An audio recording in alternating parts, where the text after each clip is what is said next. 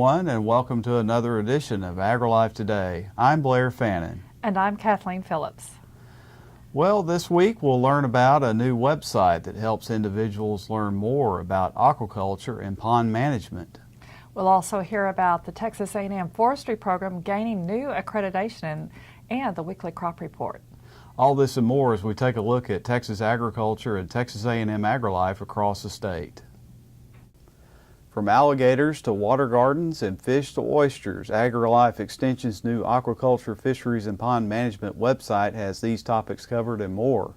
Site creator Dr. Todd Sink said he and others are currently gathering aquaculture, fisheries, and pond management publications and funneling them into the site. The website also hosts information from the U.S. Department of Agriculture Regional Aquaculture Centers, other universities, extension programs, and more.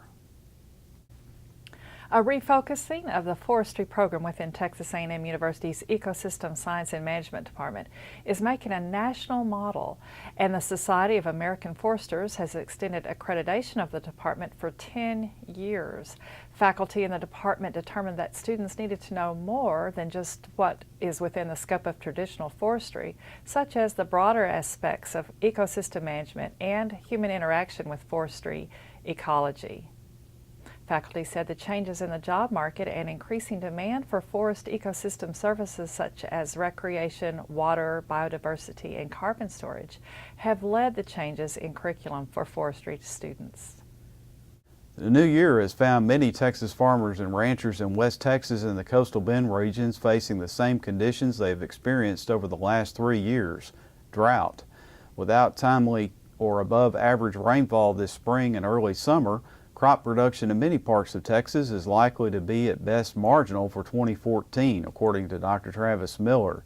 East Texas and the Blacklands region are in pretty good shape as far as soil moisture profiles are concerned, but the rolling plains and much of the Panhandle and far west Texas, as well as the South Plains, coastal bend, and South Texas have remained far behind on rainfall.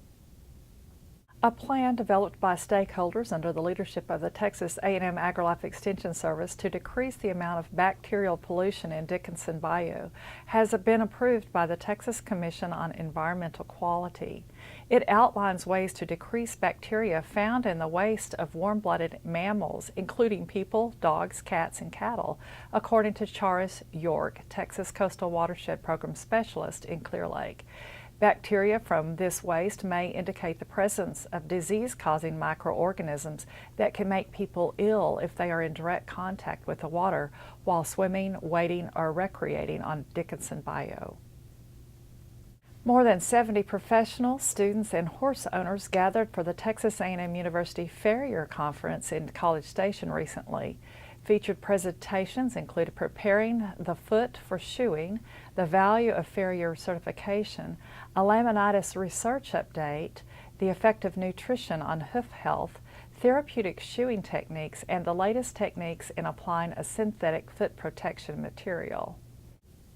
In personnel news, Dr. David Briss, professor at Texas A&M University's Ecosystem Science and Management Department, is the recipient of the Secretary of Agriculture's Honor Award presented recently by U.S. Secretary of Agriculture Tom Vilsack.